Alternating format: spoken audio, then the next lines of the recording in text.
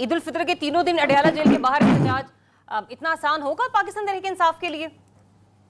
नहीं नहीं, जरा देखें, बात सुनिए। देखें, जो बात यह है कि हमने अच्छा, इजाजत दीजिए साराना साहब, पीजे मीर साहब ज्वाइन कर चुके हैं। जी पीजे मीर साहब।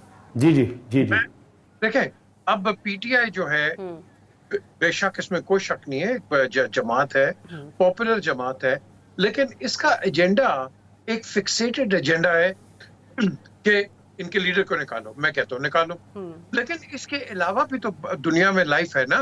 पाकिस्तान में मुझे ये बताएं कि ये अगर कल आते हैं या जो भी ये इनका फोकस है या इनका एक एजेंडा है, ये क्या बेहतरी लाएंगे जो कि आज की हुकूमत कर रही है। मैं ये सुनना चाहता हूँ, मैं ये सुनना चाहता हूँ। क्या ये एडहॉकिज्म पे हम चलेंगे? क्या ये जो इकोनॉमिक जगलरी अब हो रही है इसी के ऊपर हम चलते रहेंगे, या इनके पास कोई सॉल्यूशंस हैं कि एक आम आदमी आवाम को रिलीफ मिले?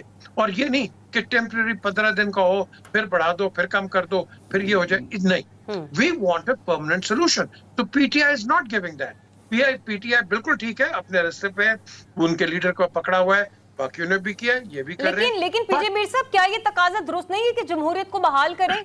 जब जमहूरियत बहाल होगी और आमराना अंदाज से हुकूमत खत्म होगा तो फिर जाहिर सी बात है जमहूर के फैसलों को ही हुकूमत, फिर मतलब इनके अवाम ने डिसाइड करना है ना, फिर तो उन फैसलों को क्वेश्चन नहीं किया जा सकेगा।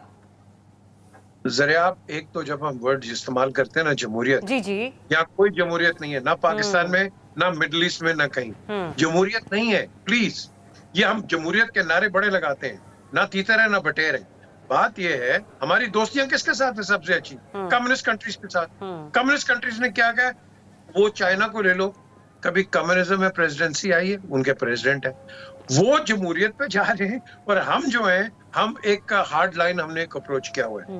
देखो, बेसिक जो चीज है, जो हर शो में, प्रोग्राम में सवाल उठते हैं कि आम आदमी के लिए क्या हो रहा है, वो नहीं हो रहा। स्लो है, मैं स्टेडी भी कहूंगा, but it is not going at the pace कि जो आपके रेट ऑफ इन्फ्लेशन क्या है मुझे बता दो। एक आम आदमी, चलो मैं अपने प्रोफेशन की बात करता हूँ, कैमरामैन 50,000 20,000 गॉड नोज व्हाट, वो बच्चे पढ़ा सकता है?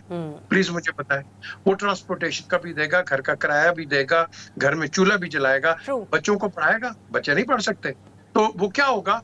वो स्टैंड स्टिल में रहेगा। सो विद द रिजल्ट कि आपका जो वो कहते हैं ना, जिसको हम ह्यूमन डेवलपमेंट, आपकी ह्यूमन डेवलपमेंट है ही नहीं है, आप एक स्टेलमेट पे हो।